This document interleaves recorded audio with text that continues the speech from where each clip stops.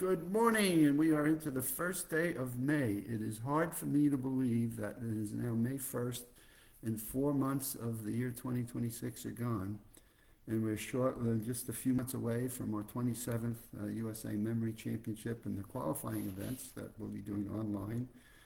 And our finals will be here in Winter Park, Florida at Full Sail University on August 29th. And so it's like, wow, 4 months are gone, and before we know it, we'll be doing the finals of our 27th event. And it's just amazing to me how fast time seems to be going by so quickly. And like, where did April go?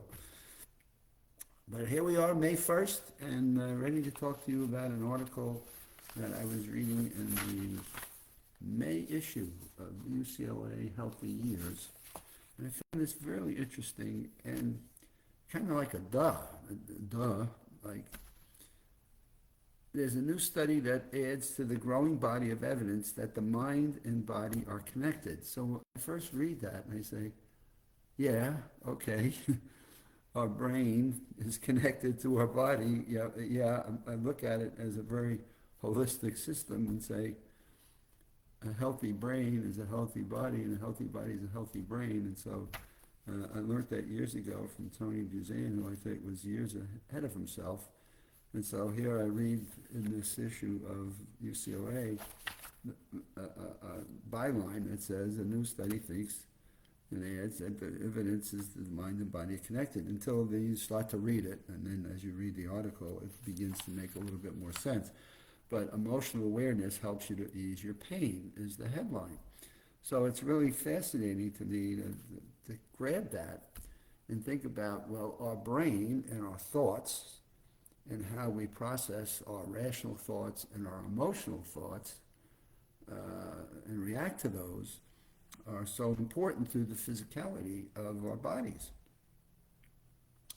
And so the study that they are reporting on here, a study found by UCLA Health and the Department of Veterans Affairs, found that this thing they're calling emotional awareness and expression therapy outperformed CBT, cognitive behavioral therapy, in reducing chronic pain and improving mental health outcomes. And so obviously just in the opening paragraphs of the article, it really captivates me because cognitive behavioral therapy has been the standard, and this is why, okay, CBT helps you with the mental aspects and helps you with your physical.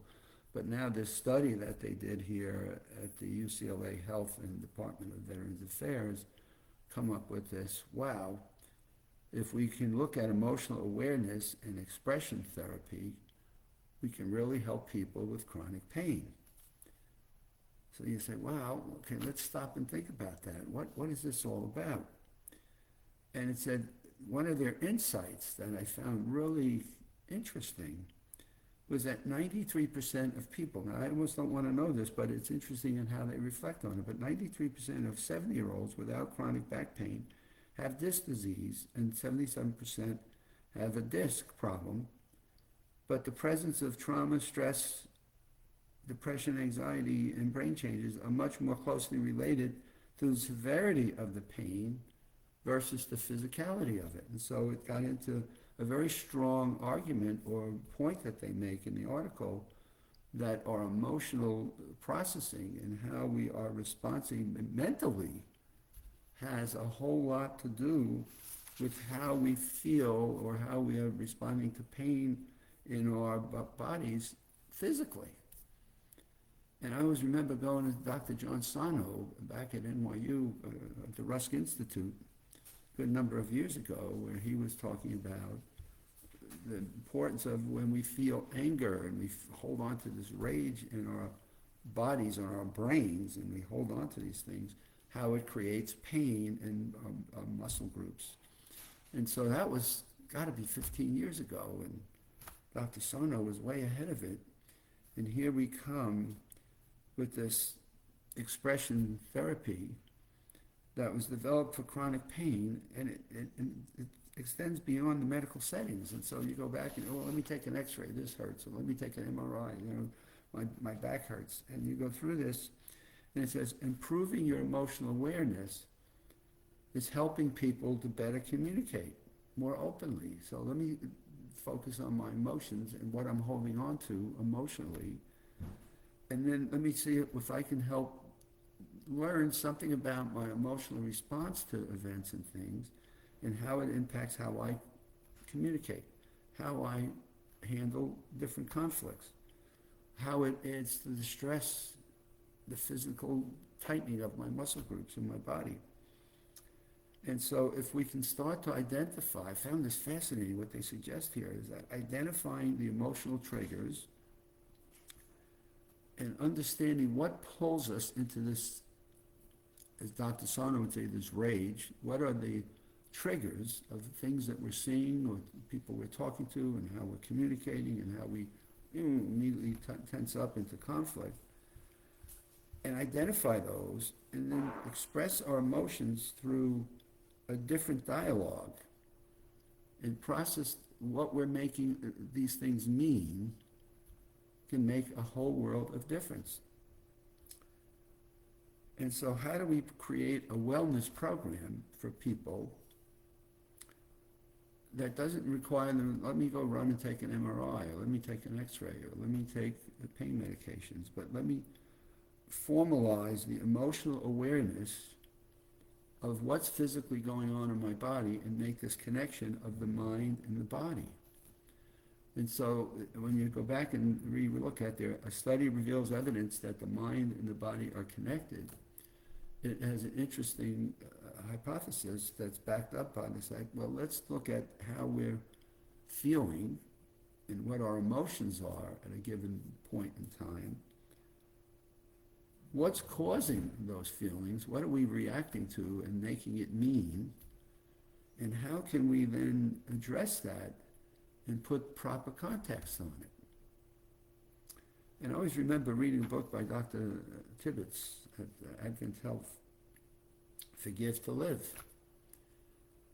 And it was always important to understand what he was discovering is that when we hold on to being angry at someone, we hold on to this rage that we feel about somebody who's harmed us, or we think they've harmed us in a bigger way than sometimes we make it seem, and going back and becoming aware of this and then letting it go had a big difference on the physicality of how our bodies were reacting to holding on to this level of anger, stress, revenge, whatever you want to call it.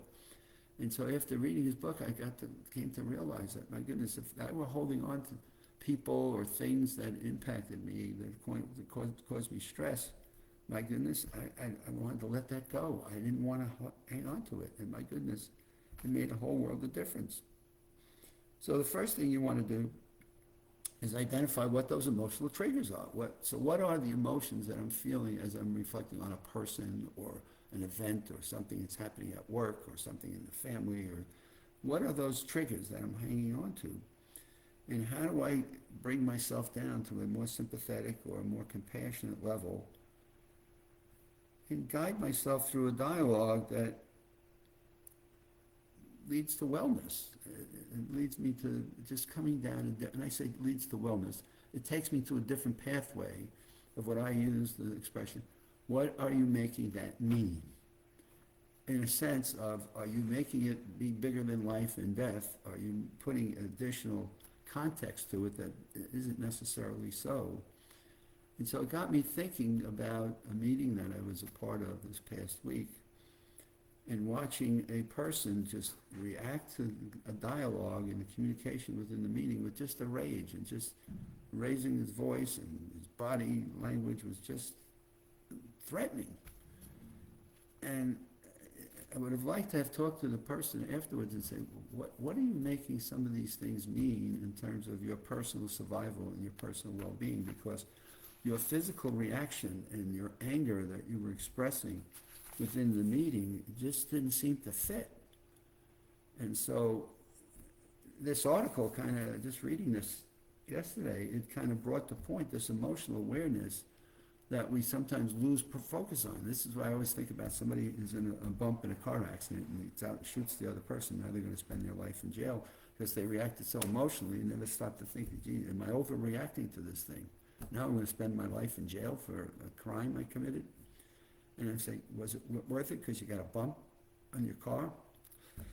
And so emotional awareness matters for pain and how we are processing the mental aspects of it and what we're making things mean. And that's what I got out of this. I thought it was just a fascinating article once I got below the subtitle. And so this therapy they're talking about, expression therapy, had some very interesting activities and exercises that one can process. And I may try to pick this up over the weekend and see what I can possibly share with my Live with Tony audience on this next week, because I just thought that it was a really terrific article on how we take our emotions and it impacts our processing of the pain that we feel that we have. And it brought me back to Dr. Sarno's lessons years ago, that made a huge difference in people's lives and how they felt they were in this chronic pain. And with that, it's May 1st, and we begin our first weekend in the month of May. And my goodness, if the time doesn't slow down, it's like, whoa. We'll be here on August 29th talking about our 27th USA Memory Championship before we know it. Have a great weekend and stay well, and we'll see you on Monday.